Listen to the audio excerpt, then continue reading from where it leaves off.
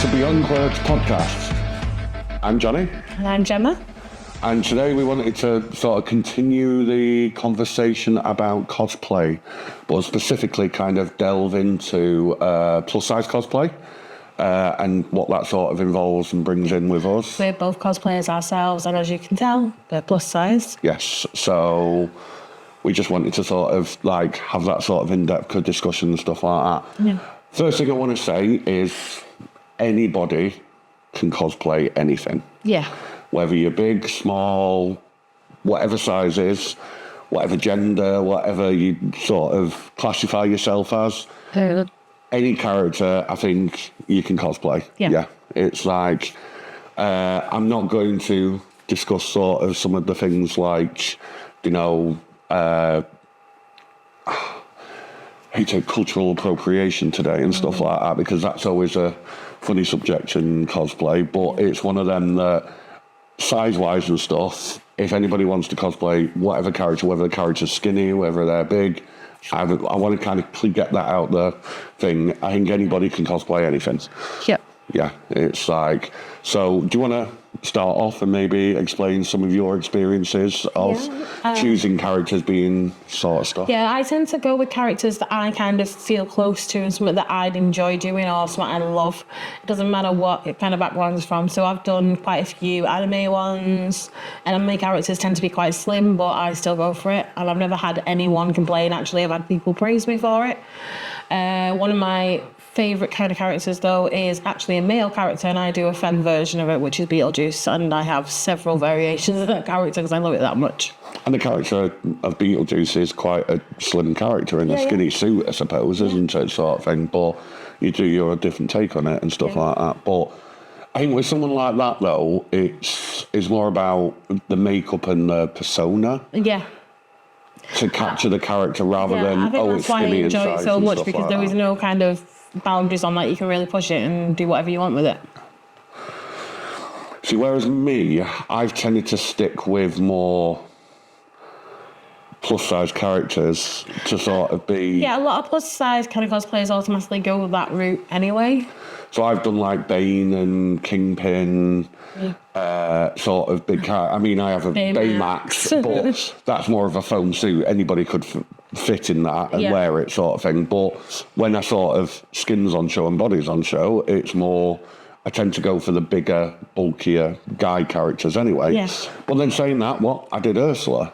Yeah, that was what... And flamboyantly ran around in one of your burlesque outfits that we altered, wasn't it? But it's one of them that Ursula's still a plus-size character. Yeah, technically, yeah. And you still keep your kind of comfort zone. Yeah. I think that's one of the things people don't realise. You do what you're comfortable with.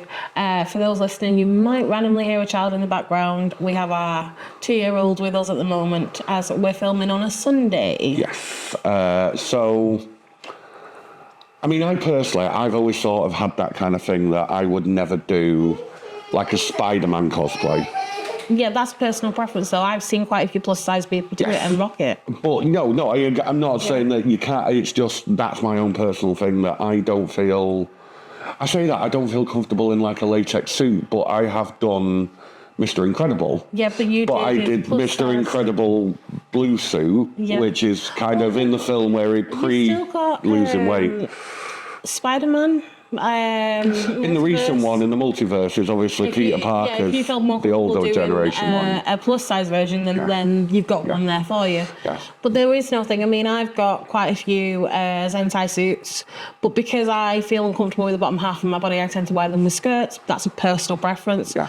I've seen other plus-sizers who just rock it and they don't care, and that is amazing to see. Yes, no, exactly. And 100%, and this is kind of where we wanted to be with this, was... about the positive side is the amount of people we see that just, oh my God, I wish I had that confidence sometimes. Yeah. But then at the same time is, you don't need the confidence to be a character. I was going to say recently, there was a plus-size Millie at a con, and I'd done a Millie as well, but I didn't want to do a crop top because I don't feel comfortable with that part of my body completely out. But they did. And it looked amazing, and they literally stayed in character the whole time. They were amazing, and they owned it, and no one questioned them about the size. They just asked why that character, and they wanted to know why they picked it. It was nothing to do with the size of who they were. Yeah. No, yeah, I definitely agree. And I think it's going back to the other way is skinny people as well. Doing plus size characters sort of thing. Yeah. Like I have seen, going back to Ursula, I have seen sort of skinny, almost like princess-like, Ursula sort of thing. And it's, I suppose, owning the character again, isn't it? And stuff like that. It's all about how you carry it and how you do that within yourself. I think that's the beauty of plus size of the cosplay sort of community. It's kind of, it's all accepted. A lot are very accepted. I mean, don't get me wrong, in any community there's always the negative people, there's always the sort of trolls out there, but if you're lucky, you can meet some amazing people who truly inspire you. We also wanted to sort of discuss some things about disabilities in cosplay, because some of my favourite cosplays are where people have gone all out. I mean, we had somebody at the competition this year, a little boy sort of thing, child. They were like 5 or 6. In a full, his wheelchair was done as a Game of Thrones throne. So the swords, and then he had like a king suit on. He had a king suit on, his mum came on and crowned him, and it was just perfect. Yeah. And it was just the fact that he'd used the chair in that sort of respect. And I've seen it a few times in at cons, just walking around having, like the wheelchairs. I was going to say, I haven't actually seen it in person, but I've seen it on TikTok. Someone's got a Vanellope car that they've built in cardboard around the wheelchair. It looks brilliant, but all I was thinking was, how are you getting through those doors? Because it looked massive. It was an amazing build. But that's it. You kind of embrace it, and obviously I've had very kind of cleverly done with a lot of my cosplays. So I use walking stick, as some of our regular listeners know. So when I dress up as a Viking, I have a big staff that I carry, but that is my walking stick for the day. Just call him Steve. We call him Steve. He's got a skull on the top, and we call him Steve. But yes, it's a big cane staff, isn't it? And I've used that at Krampus as well and things. So then I've still got a walking aid, but it's within my character. And to be fair, you've your actual walking frame that you do has been decorated in red and black in your sort of lethal colours, but you did it. We have had it as like it was an apocalypse thing, wasn't it? We were going to, and I was really struggling with mobility at the time. I think I was actually pregnant at the time as well. Yeah. So I completely decorated the whole thing with skulls and bits hanging off it, and everyone just thought it was a prop. No one questioned. No. I mean, you don't have to go all out when you're walking aids and props. I'm really not saying that. No, but it is fun to kind of explore that as an avenue, how you can incorporate it into your cosplay. Yeah. I mean, we've seen, you do a lot of the pirate events and stuff, and you've seen a genuine amputee. Oh, yeah, she's actually amazing. have a peg leg, don't they? She had a pirate wedding, and she actually got a wooden leg made for a wedding. It's quite heavy, though, so she doesn't wear it as often. When there has been pirate events, she's had it on, and it looks amazing. But I've seen it at a con with, like, an amputee that has either done, like, a robot character and stuff. I'm sure it was like, what's it called? RoboCop kind of style, old school robot with their amputee kind of decorate. I just love it. Yeah. Well, that's the genius of the cosplay community, if you can sort of do that. And I'm a massive fan, going back to the earlier conversation, the last episode that we had with Damien from the Cosplay Collective. I mean, not that we're not part of the Cosplay Collective, but some of the things that you sort of touched on, one of my favourite cosplays to sort of see, and especially in competitions and stuff, is like cross cosplays. Yes. So where it's like 2 or 3 characters, or it twists sort of really, really unique cosplays that you don't see very often. Not that I'm slating sort of like Harlequins or anything like that, or like this year, Hell of a Boss. There's there's always certain the cosplay trend that's going on, at the current cons and stuff like that. It's biggest. Like last con, it was Stranger Thing with what's this say stuff. Demigorgons. Not the demigod. What was the character who started like the new character that unfortunately, spoiler alert, dies at the end. I can't remember. No, but people, our viewers will know sort of thing. Yeah, it's like before that one, we did a competition. We had 6 Wednesday Addams in it. Yes, because Wednesday had just come out and stuff like that. And don't get me wrong, I love seeing that, especially with the trends and stuff. I mean, I've jumped on it before with Guardians of the Galaxy sort of thing, but mine was a cosplay. Yeah. But like, I love seeing the unique ones. It's kind of, I mean, I remember one year there was the butler from Tomb Raider. Yeah. But they'd 3D, molded the mask so it looked pixelated. So they were with the game. Yeah, and they just walked around with the tray the whole day. And then, was it last year? The Indiana Jones and the boulder? Oh, yeah, I forgot about that. Yeah, there was literally, there was an Indiana Jones, and then somebody was dressed as the boulder that chased them around all day. And those sort of cosplays, to me, are the best. That's why I go to Comic-Cons. They're literally living their best life and having fun, and that's the whole thing. You want to see that. You want to see that kind of love and the joy of coming from them. Yeah. It's and I think that's what I love about Comic-Cons. You always get the sort of people that do the same character. So yeah, I really like personal sort of unique cosplays as well, i.e. where they, like we do with our Vikings, it's our own character. They're not based not based on anything at all. Anything. I mean, they've got sort of things from Assassin's Creed and God of War. The game. Everyone thinks you're dressing up for that. Yeah, I think it's because my axe is very similar, and I don't wear anything on my top sort of thing. It's kind of, I have that open, but they are unique sort of characters, and we are sort of still working on that. Yeah, and mine's kind of a battling shield maiden, which you don't usually see. They're usually quite feminine, and then they have the shields, whereas I've got a bit of two. Yeah. Whereas, and I've also seen people do their own World of Warcraft characters. Yeah. That they've designed and made on the game. One of the things I love at the moment, since Stranger Things actually, D&D's really come back. Yes. And I've seen, there's some been amazing prizes, and I'm like, oh my God. So they come dressed as their D&D characters. Yeah. And it's really weird because then they'll tell you the lore and everything and the character. It's amazing. Yeah. So I'm of the generation that D&D characters weren't really a thing. We didn't dress up as them, but D&D was really popular. So I kind of gravitate to people who kind of look like they're in that realm. A lot of the time, though, you find that they're also kind of playing fantasy game characters. I mean, I'm one of the weird ones that's never actually played a game of D&D. Ever? No. It's not that I've never wanted to, it's just I've played a lot of tabletop, I've done a lot of stuff, but I've never actually done a D&D campaign with anybody. We're putting that on our list of things we need to do. Okay. Because if you play tabletop and you're kind of into using your imagination in different ways, D&D is the best place to do it. There's even, places like the game shops now, a lot of them have back rooms where they go and have campaigns in the stores now. It's gone back to when I was a kid, basically, which I think is amazing. I'm surprised I'm not seeing it at the cons because they do have gaming areas, but I haven't actually seen much D&D going on. I definitely know some of the small ones we have been to have had small one-shot campaigns and with I've the D&D and noticed more D&D stuff on sale at cons though.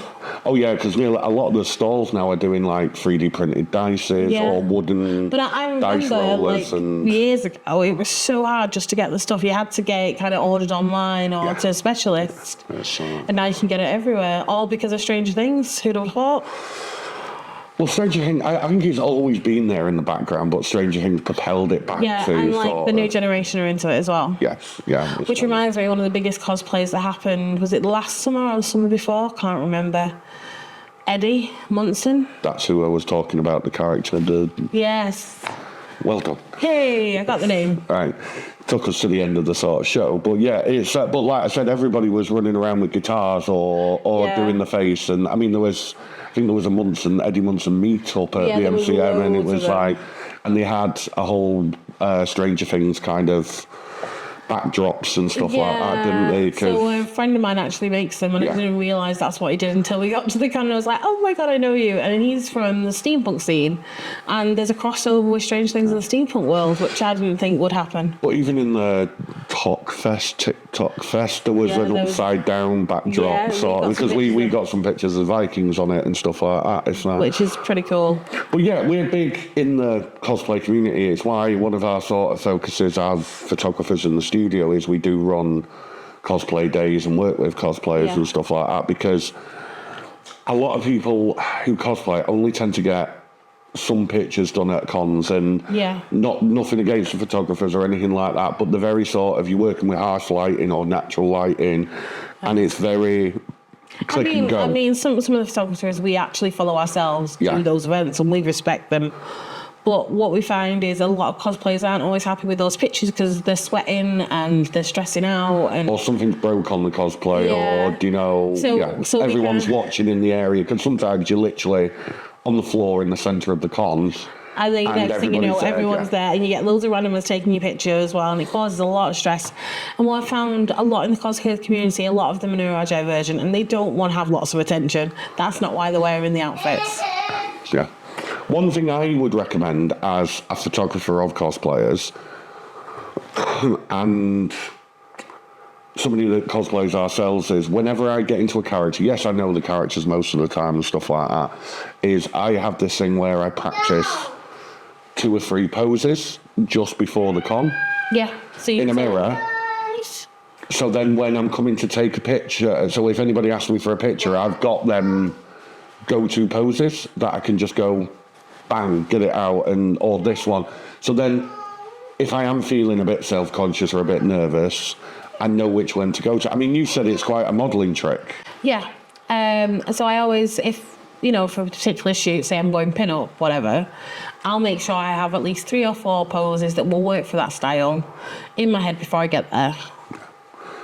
So, but that's, I mean, it's something as a photographer, I've asked cosplayers for a picture, and sometimes they don't know what to do. They'll literally go bang straight into a pose, and you're like, oh, snap, snap, snap, snap. But then some are like, just kind of stand there awkwardly, and it's like, and yes, as a photographer, we sort of help them pose and stuff, but then it's one of them that I think my sort of advice as a cosplayer to another cosplayer would be, get some poses, practice in front of a mirror. If you're doing a competition,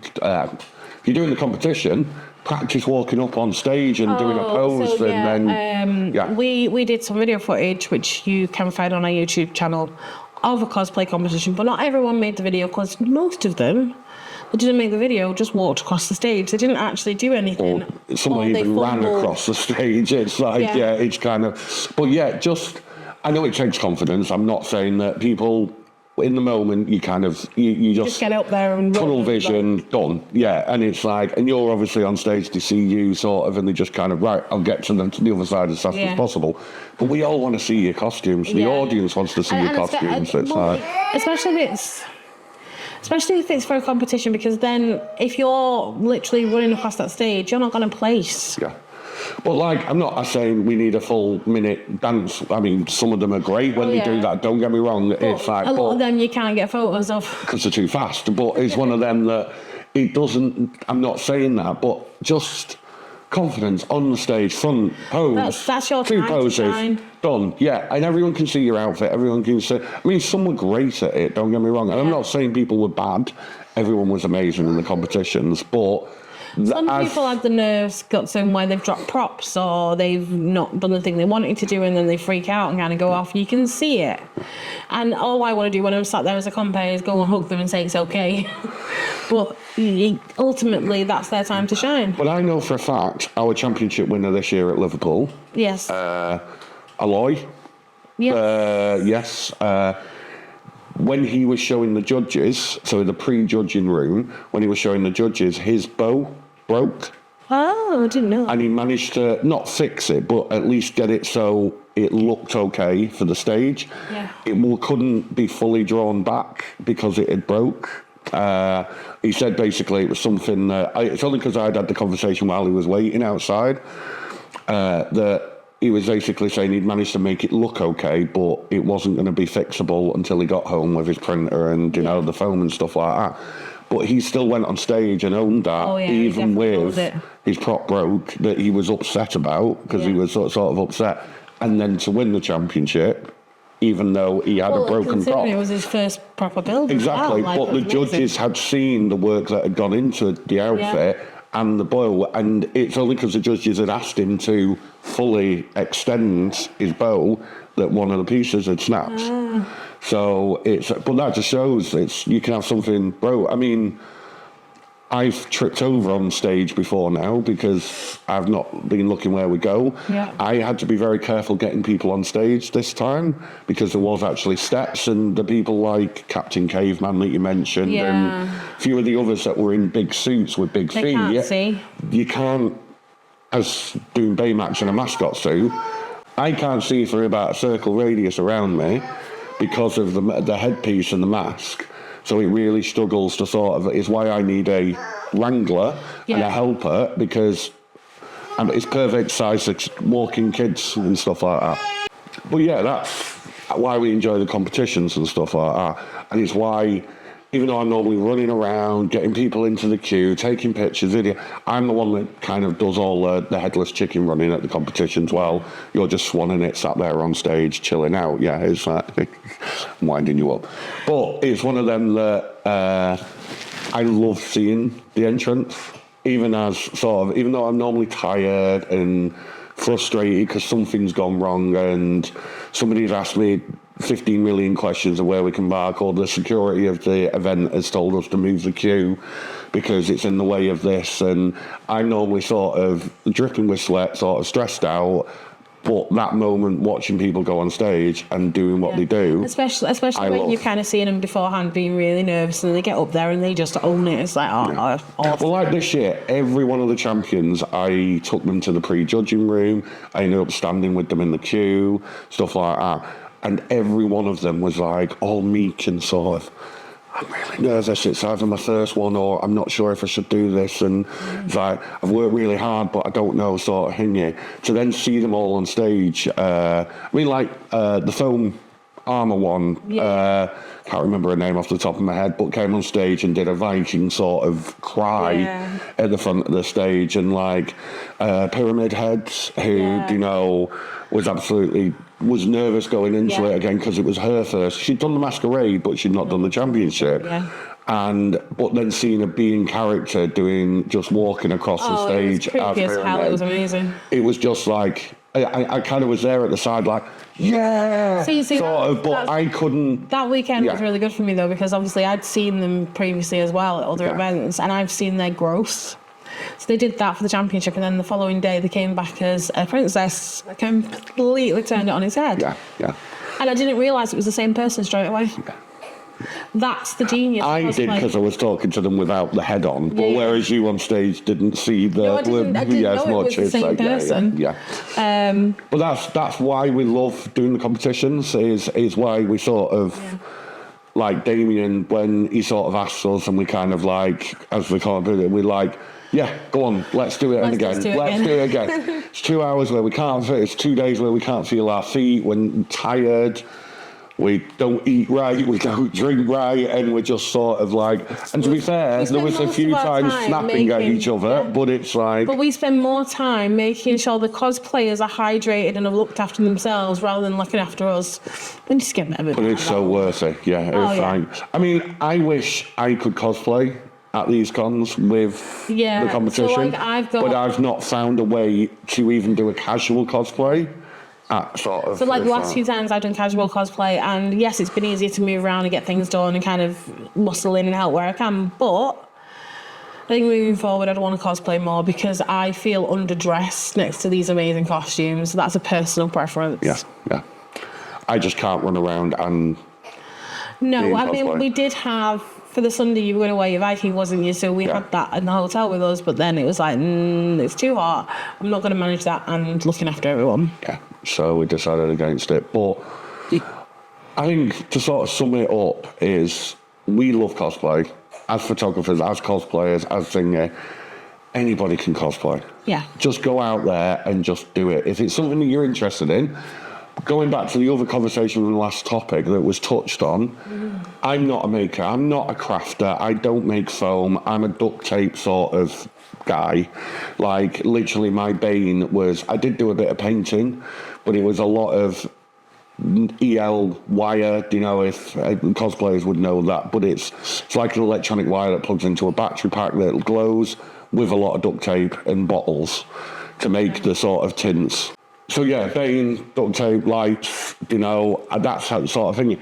I buy a lot of my stuff, or you've helped. I tend to make most of mine when I can, or I have it made by professionals. Yes.